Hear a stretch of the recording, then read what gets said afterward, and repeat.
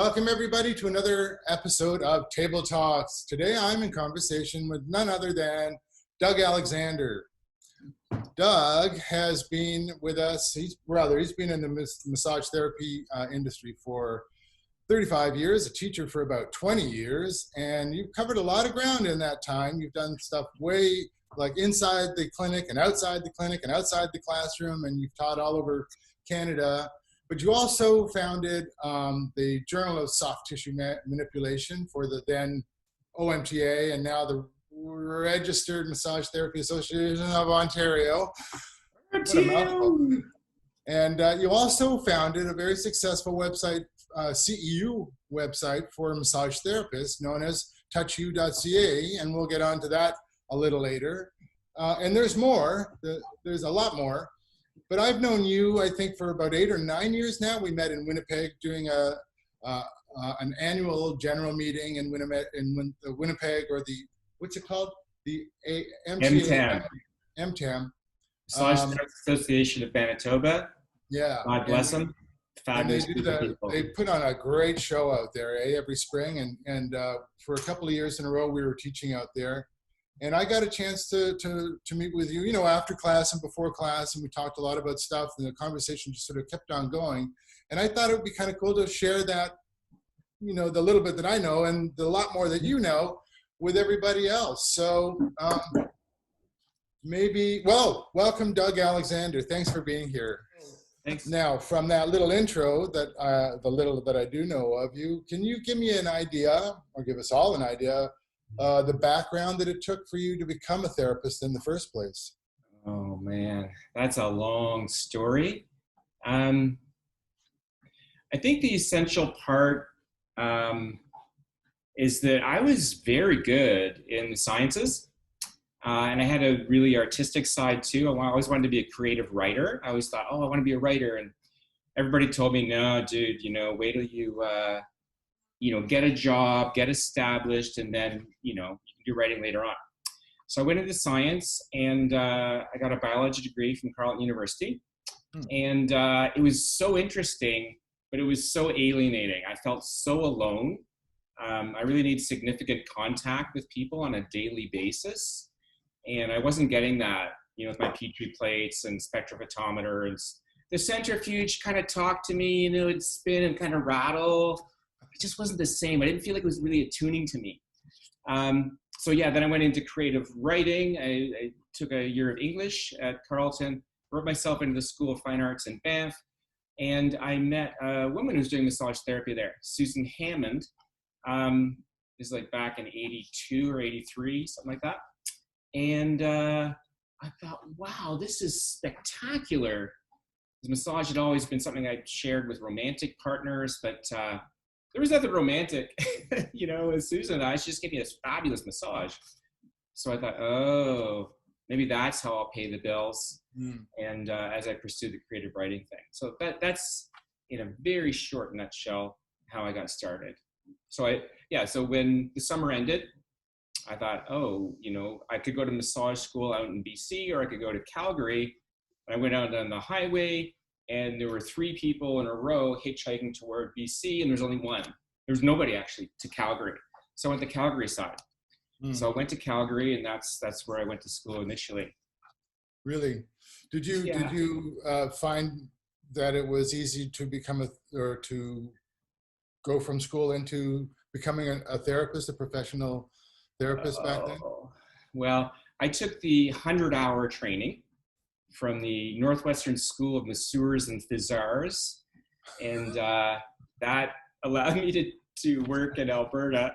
That was your license. But I was just burning up, man, for more learning, so I took the remedial massage course, which was 10 Saturdays, 10 or 12 Saturdays, and I learned 6 or 7 treatments there. I learned one for lumbago and whatever.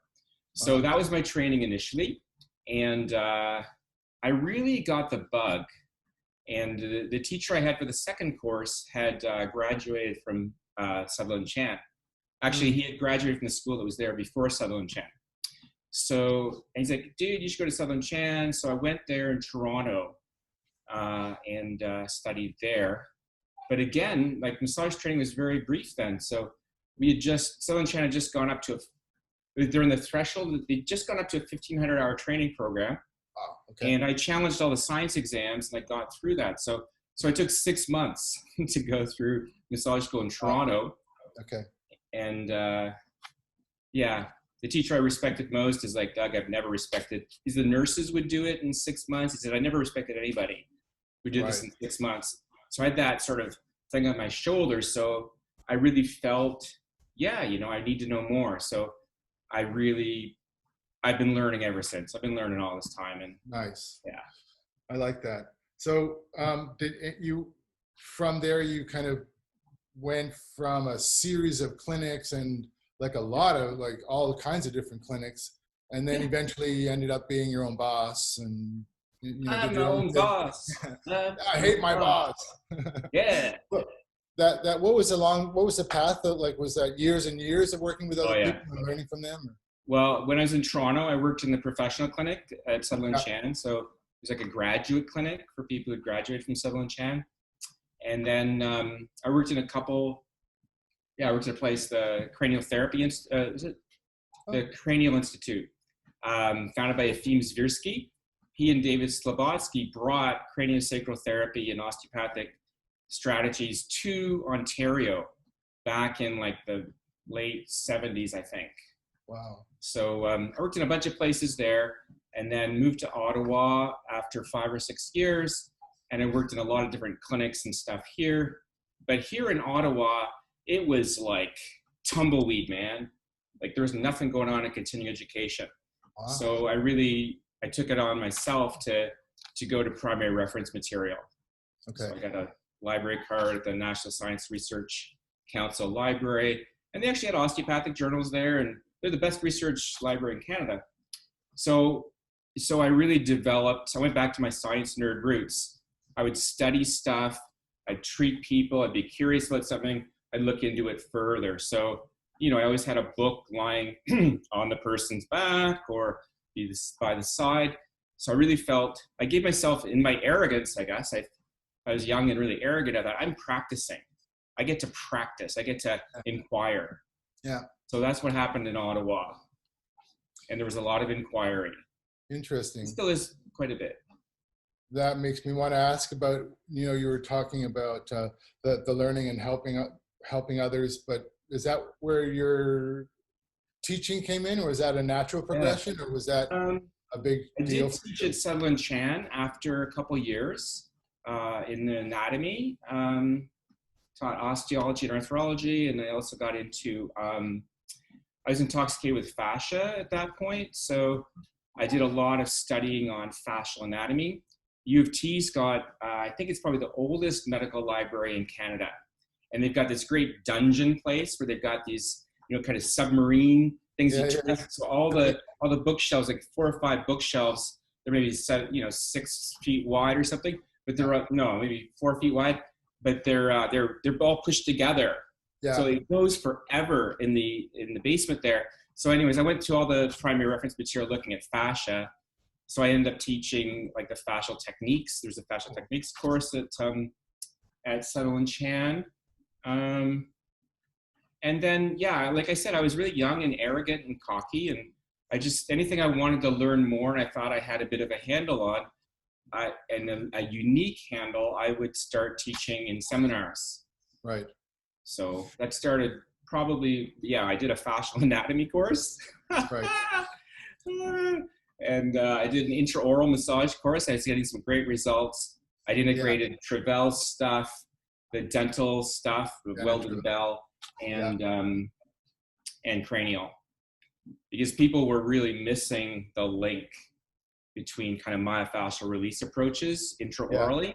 Yeah. So I started teaching seminars there. Yeah. I kept teaching seminars when I was in Ottawa. There's a little bit of a lull, I think, as I was studying my brains out and practicing. Yeah, we had a young family then, so, you know, I had to pay the bills. But yeah, I've taught seminars for a long time. But I stroked out the week that I taught my last seminar in 2017, and thought, maybe I'm doing too much. And did you actually slow down, or yeah? Yeah. So you're not teaching like when I met you, you were teaching nerve mobilize. Well, you actually gave me two of your DVDs that I still refer to. Yeah. And I watched over and over at the beginning, and I have to say that when I watched it, I'd been teaching for 5 years, I think, at that point, and I was like, man, I got to up my game if I'm going to be able to like teach with the big boys. I learned so much in that. So that was a nerve mobilization. Is that Nerve what? Mobilization, yeah. So you're not teaching that anymore. That's being handed over. Currently. The thing with nerve mobilization is it's a way of looking at, hey, Mac, I saw you. It's a way of looking at nerve compression and irritation syndromes, and asking from the frame of the reference the nervous system, hey, man, like, talk to me. What's so upsetting? You know, so like if it's an ulnar nerve issue, is it in the wrist? Is it in the elbow? Is it underneath the the coracoid process? So I integrated David Butler's work. He's got this great book, Nerve Mobilization, and I integrated his work from a massage therapy perspective, and I had some great results, and I went all in.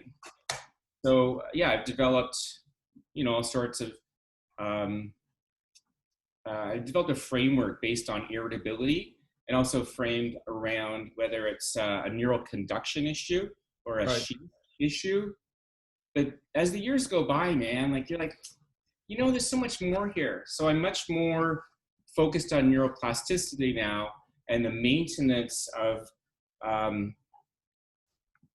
experience that's, within the inertia of our mental emotional posture in our brains, which includes, sensation and motor and so on. So, I was maybe 7 or 8 years ago, I was thinking about, I actually taught a course on neural fluidity, right, which was really evaluating and working with the nervous system in movement. Yeah. I'm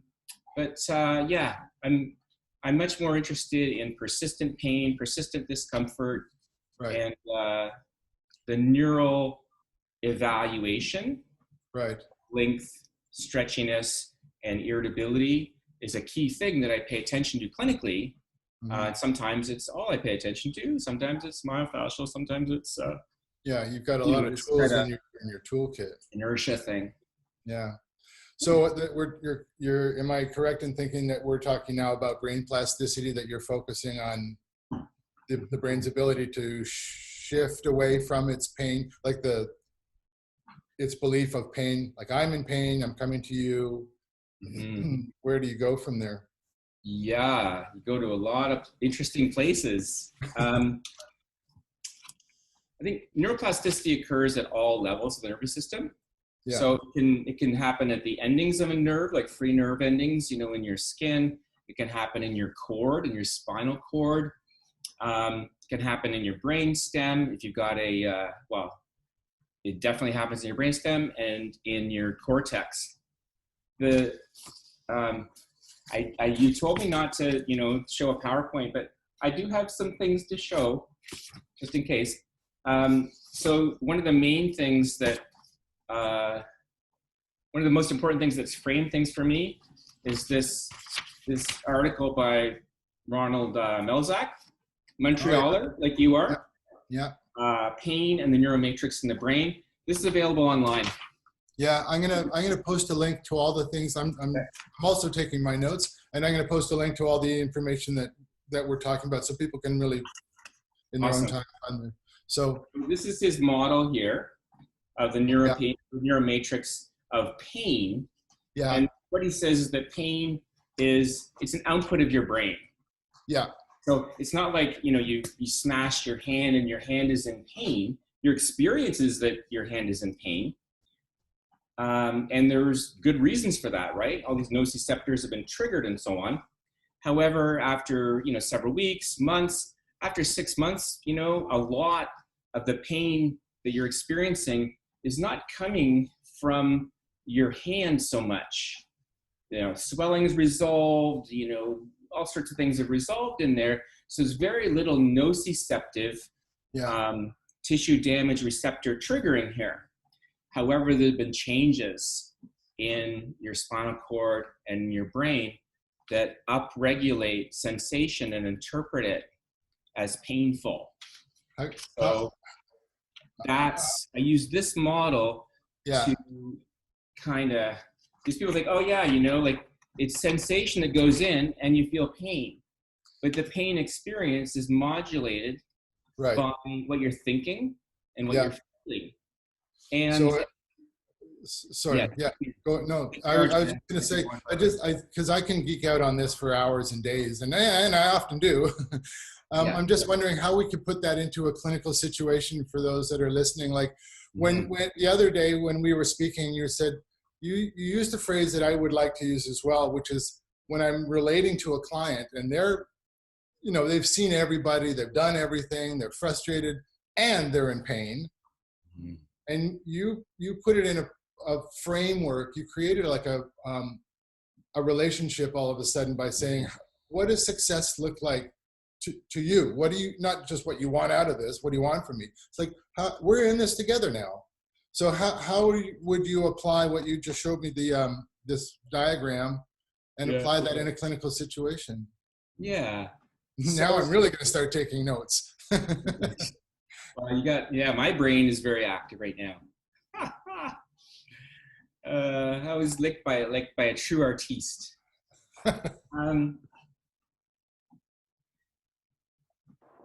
So maybe I can peel it back just an inch or two, which is the question you'd asked me in our driving yesterday is like, how do I, initiate the therapy relationship with somebody? And I would say, we have our health history form, bare minimum stuff that, our governing body says we have to take. And sooner or later in that process, I ask the person, what would success look or feel like to you? And I know that because, I'm not I'm a fee for service guy, I'm not under the provincial healthcare plan or something. So before they leave, or by the time they leave, I need them, if I want them to come back, I need them to feel like I've really heard them. I really kind of grasp an essential or some of the essential elements of what's bothering them. And that I'm framing it in a way that makes sense to them.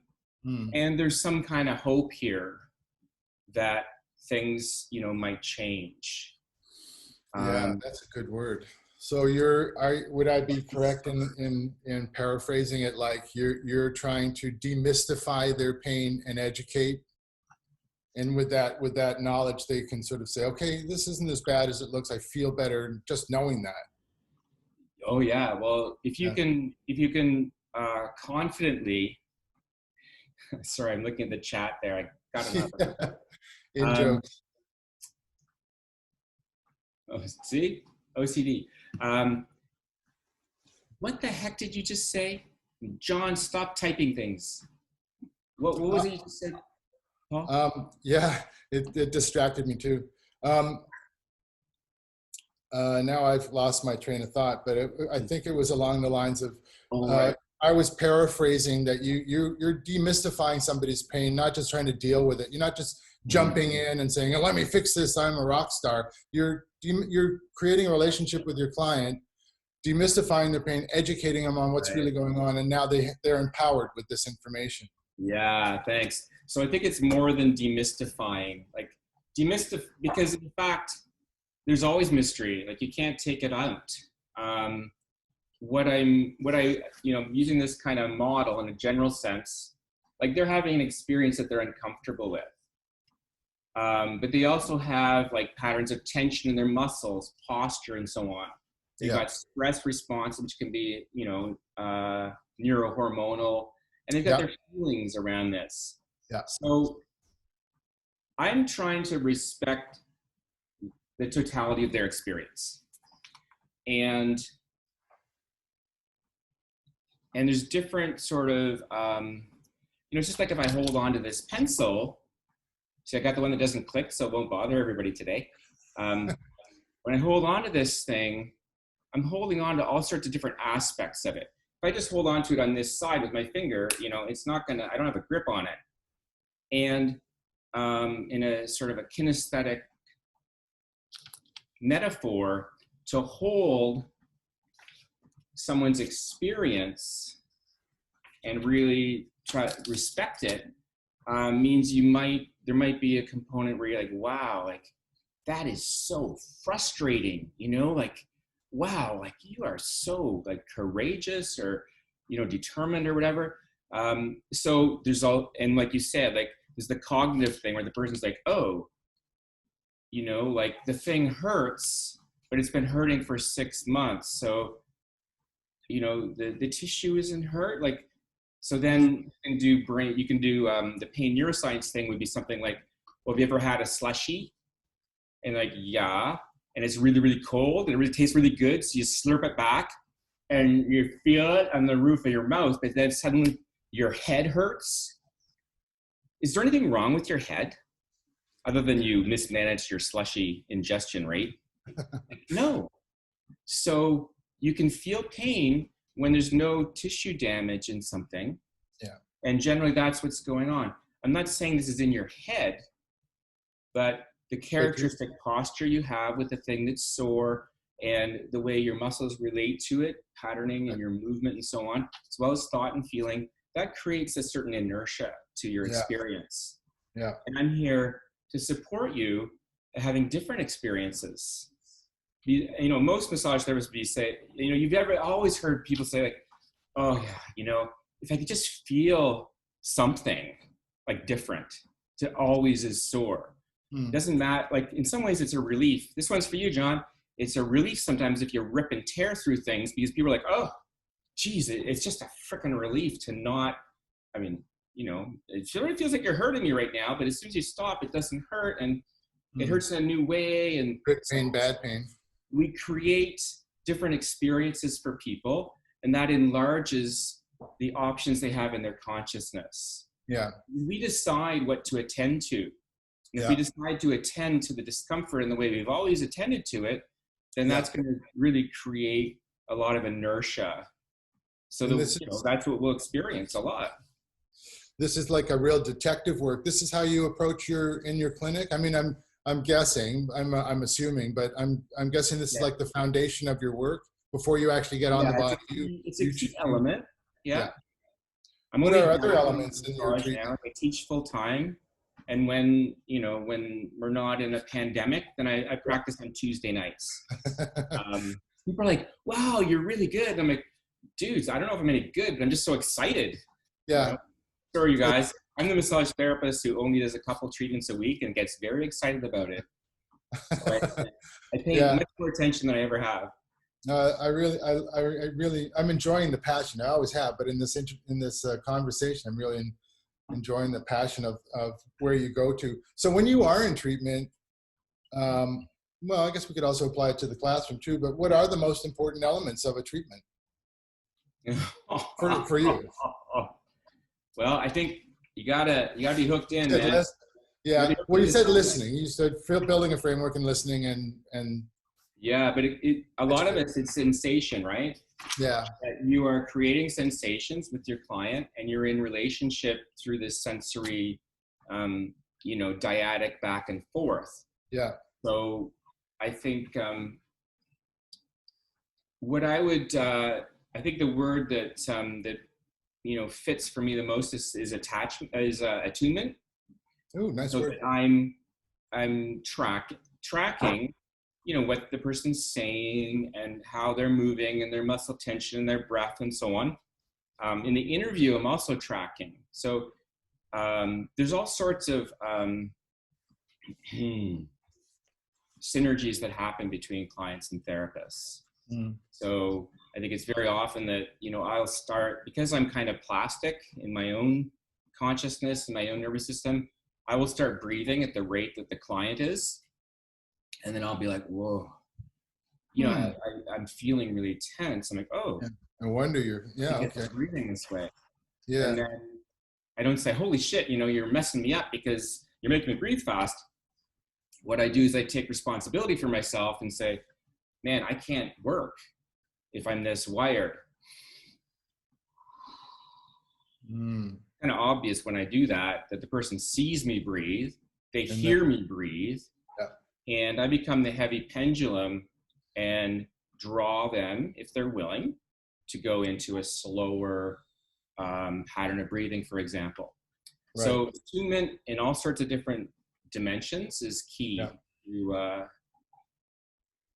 the treatment process. Yeah. That brings up an interesting question, and I think a lot of therapists maybe struggle with, or at least question about compliance, like not just doing homework that's issued, but participating in it. Like I'm starting to think that no one ever just receives a treatment from you. Oh, I hope not. Yeah. You really get them. You pull them in and get them to that place where they're understanding, and then do they understand, or maybe I hope they understand that if you make an action, if you meet me halfway, I'll definitely be there for you. Yeah. And here's where we're going. Are you ready? Is that a fair assessment of your treatments? Well, I think those are really important things. I really like this thing that, if you come toward me, I'll meet you halfway. And that's a feeling that is so important for us to have as human beings, especially if we're in pain or stressed. Because generally, if we're in pain or stressed, we feel alone. There's more of a challenge that we're experiencing than we feel like we can handle. So if someone has the experience of, wow, I'm in this with you, it's huge. And we do ourselves a disservice when we think that unless the person does something in that treatment, or like they do their home care, then they're not engaged. Just if you haven't had any experience of somebody being attuned to you and you have this issue for quite a while, having the experience of having somebody really pay attention, and it sounds like they actually know what you're saying and they're caring, that helps you regulate your own nervous system. Yeah. The nervous system regulation can be very subtle and it's additive. So massage therapy ideally is a process of learning. So I try not to have an agenda, like, it's like, oh, I'll get them with me, or I'll pull them in, or we're going to go somewhere. I want to see if I can be with the person with what's real for them. And then it's when we're really in the center of our own experience that that if we do make a step, it's going to be the right step.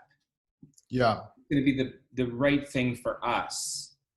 So, I've struggled with so many things in my life that I have very little judgment now when somebody's really struggling, like to, suck it up and make a change or whatever. Yeah. So being with them in that place, and then there's actually like formal strategies you can do, like motivational interviewing covers a bunch of stuff around finding the thing that the person is actually ready to learn about, and they are ready to try, and so on. So I've got got some framing concepts around that. Yeah. Is that something I could learn in motivational interviewing? Is that a book or a course that you take? Yeah, there's some great books. I'm sure there's video as well. I'll shoot you some. I'll research that and put it on the links at the end that we'll post later. Sorry, you were saying, I just interrupted that. If you look into that, anybody with a chronic issue, they can't stop drinking or they can't stop smoking or whatever, only 1 person in 5 is actually ready to do something about it. And then you've got, people they're called stages of change. So what you need to recognize is, like, a couple people in 5, all you're doing is giving them an experience, accepting them where they are, they're having an experience, and in time, then they have these experiences that are in contrast to their assumptions and what they've had before. So we could talk about that some other time, but it's a very gentle way to understand change and to support people with what's right for them in the moment. Yeah, well, it's a really comprehensive answer, and I'm sure we could go further, but it was really just about meeting them where they're at, Yeah, I like the idea of that, because I used to think, well, they picked up the phone, they made the appointment, they showed up for the appointment. That's half the battle, and I just don't think that it is. It's maybe 49% of the battle. It's a lot for them. They have that kind of determination, but from the moment they walk in the door, there's another 100% that needs to be achieved, and again, they need to. Sorry, I just pressed the wrong button. We need to start again, and what you're talking about is a really solid framework that, in case it's the two of us, me and my client, and I like the answer very much. You were talking about your understanding of fascia, but you were understanding fascia back when it wasn't even a thing. I was trying to. Yeah. What were the books you were reading back then? Was it like the Endless Web and? No, it was well before that. Oh my. So Ida Rolf has a book, right? Yeah, for sure. Human Structure. Yeah, we're all grandchildren of Ida Rolf. Yeah, we are. I'm proud grandchild.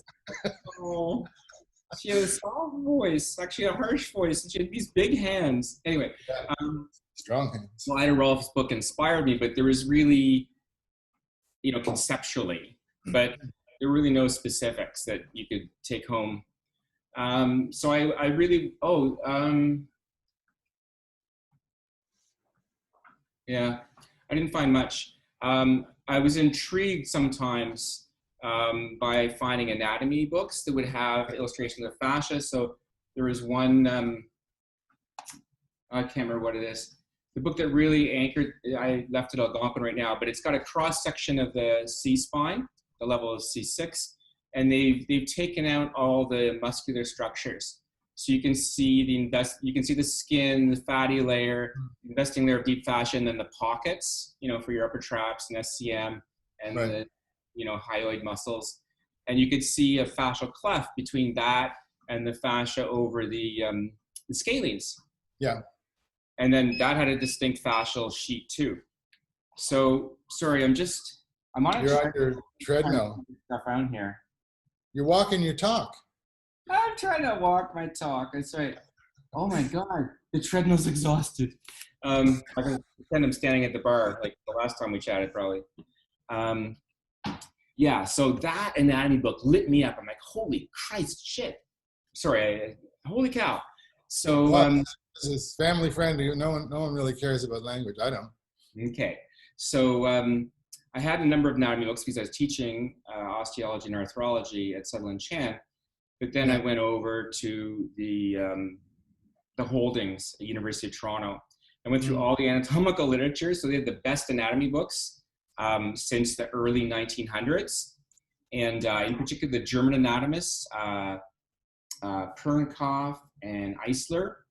And so I took, and I had a 35 millimeter camera. So I photographed all of these illustrations. Yeah. So I could see and visualize, the significant fascial planes. And then I did literature reviews, like right from what was current then all the way back through the early 1900s. And that information allowed me to know, the relative strength, the tensional force that could be sustained by the IT band, the plantar aponeurosis. And there was also a book, Gray's Anatomy by Carmen Clemente.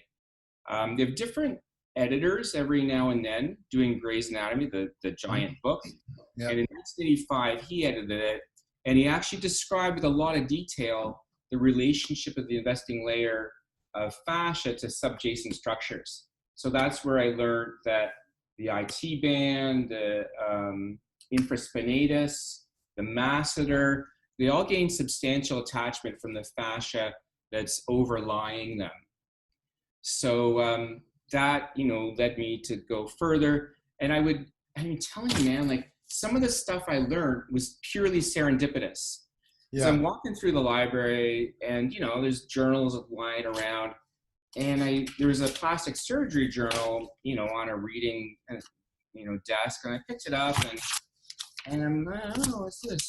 I open it up, and when I open it up, there is this illustration of the subcutaneous fascia in different regions of the body.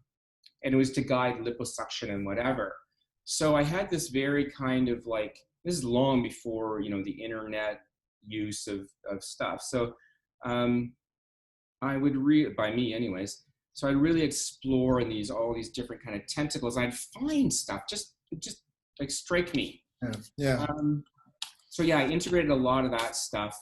Long before the endless web. Back in the 80s. So I got to ask, have you done the fascial congresses, the research? No. Fascial? No, we have a DVD series of the first fascial research conference. Yep.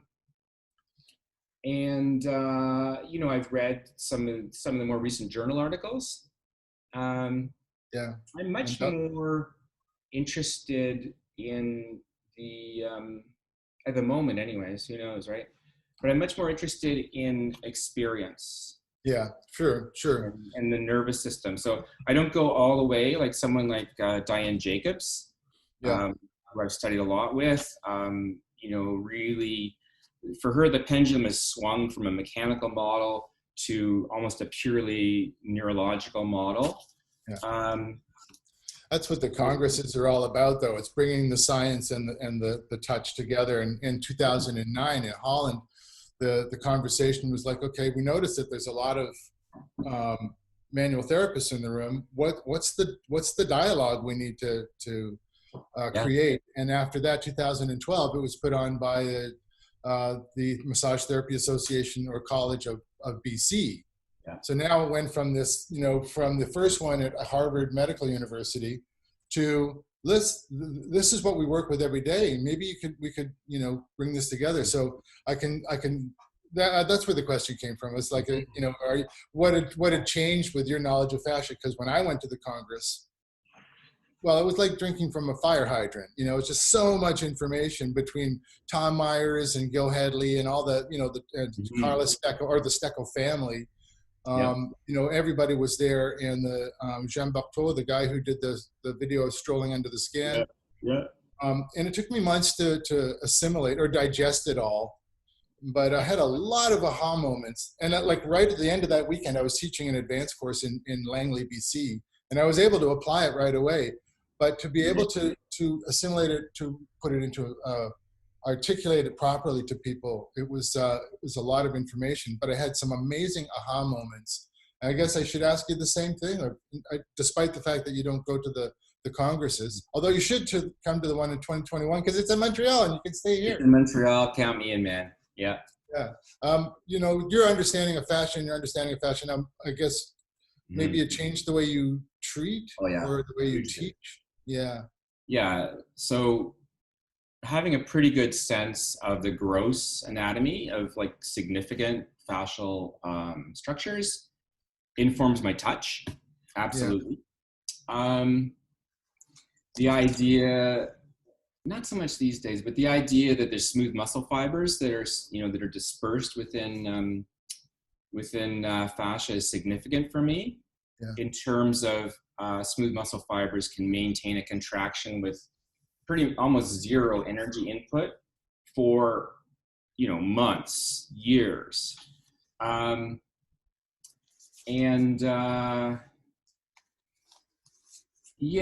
guess I'm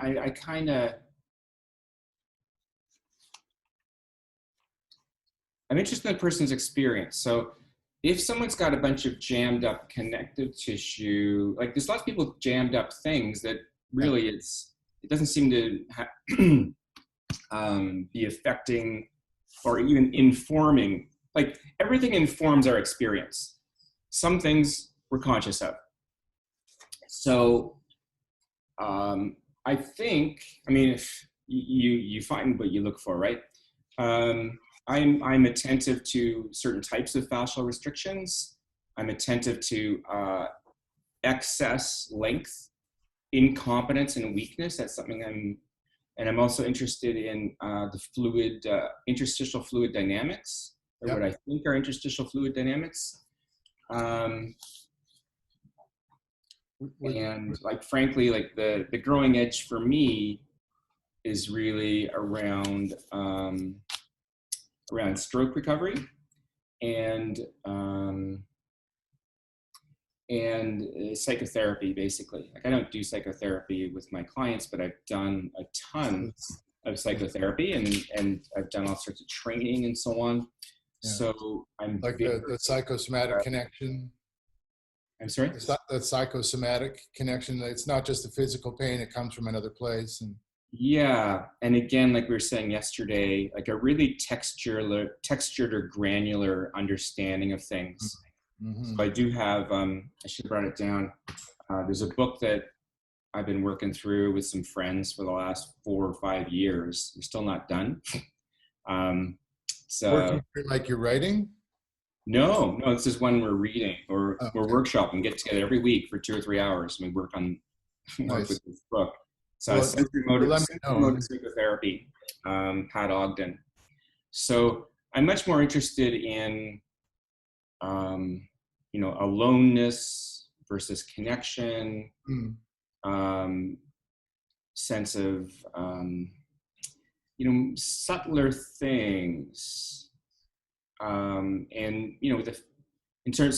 in my growing edge is around psychotherapy, stroke recovery, neuroplasticity, and trauma. That's a good thing to follow up on. That's going to be really necessary. Survival for me. Yeah. Yeah. Well, you have a personal attachment to that, but I think there's a lot of people that, yeah. Well, I'm excited to know that you're doing that. Yeah. Can I ask you a little bit about Algonquin, what you're teaching there? Yeah, Algonquin College, woo! So I'm going to share some of the dark secrets of Algonquin College. Oh. Dark secrets? What are you talking about? It was a joke. It's cleaned and sanitized. Yeah. So yeah, we're closed to the public right now, and as well as we're closed to faculty and students in a physical way. So there's probably 20 or 30 people that go through this college in a day, that have got special tasks or whatever to do. But when we're running, I teach most of my teaching has been around the final year of training. So it's a 2-year program intensive or a 3-year program. And I've been sort of the final year polisher. So I bring certain learning forward for them. So musculoskeletal conditions, neurological conditions, and degenerative conditions. And so I organize like teaching, theory classes, as well as laboratories. And over the last few years, so I had a stroke in the fall of 2017, just a lost leader, can't get into that much. But when I got back to it, I didn't have the physical competency to be doing as much lab work as I was doing. So I ended up teaching an anatomy and physiology course.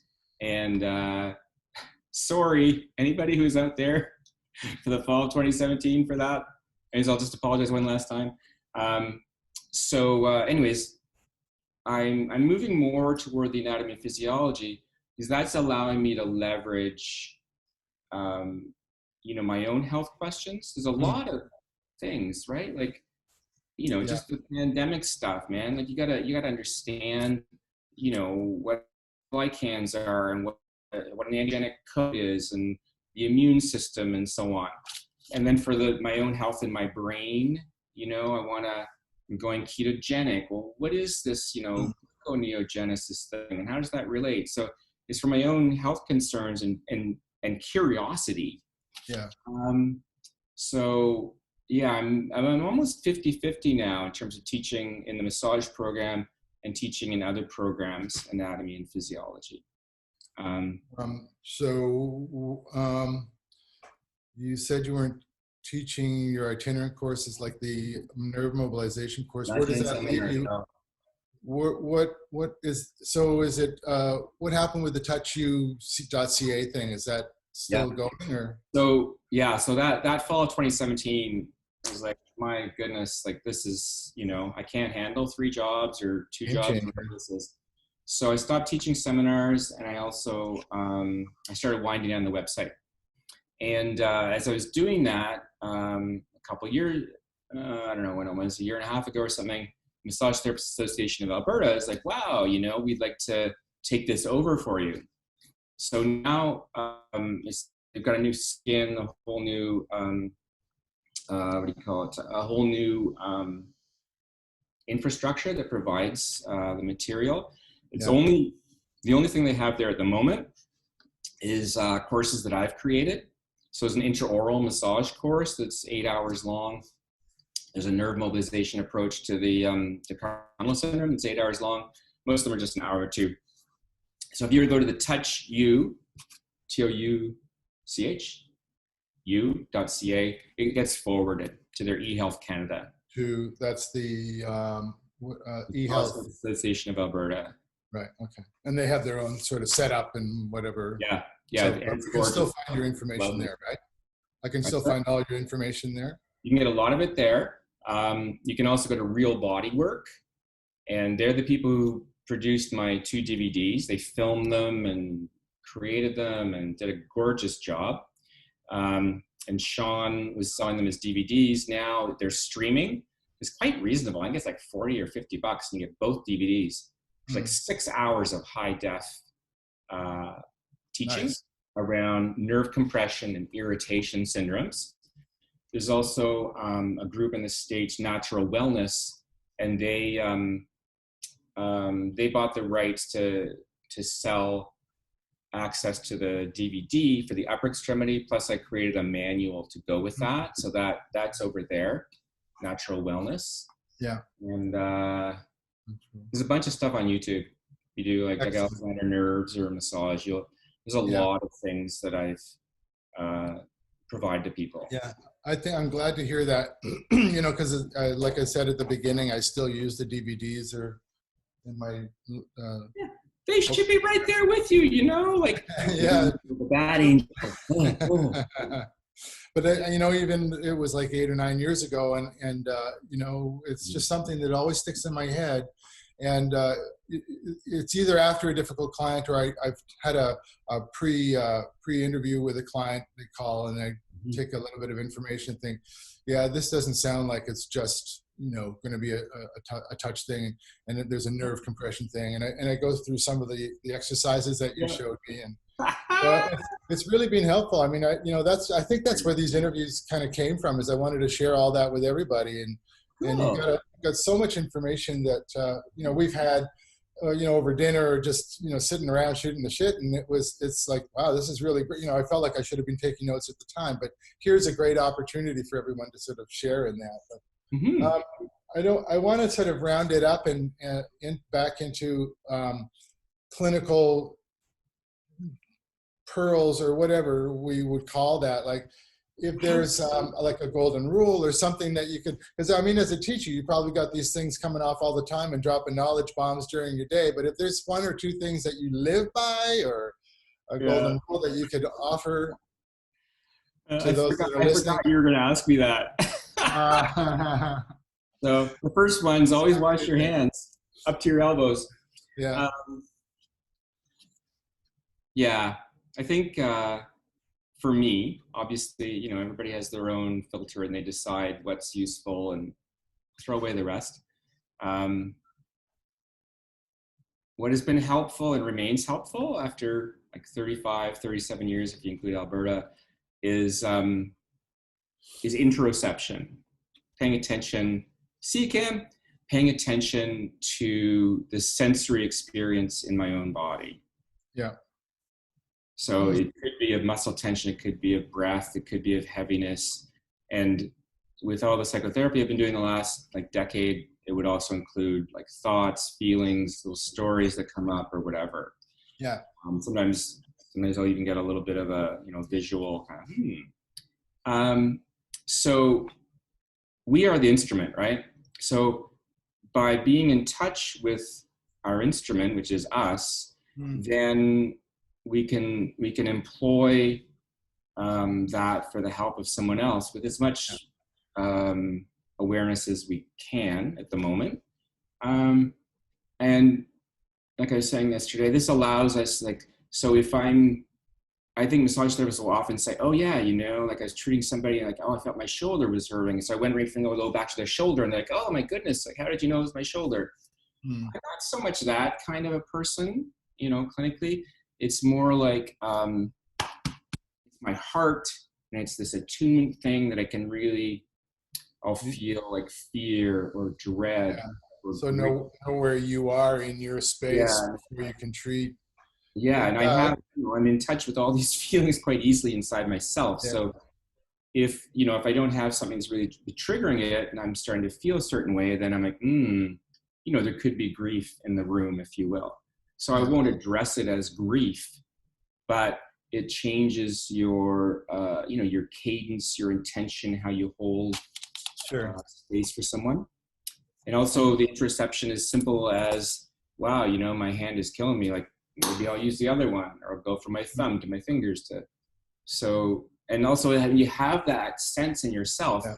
you'll feel the response of the person and recognize that as them. Okay.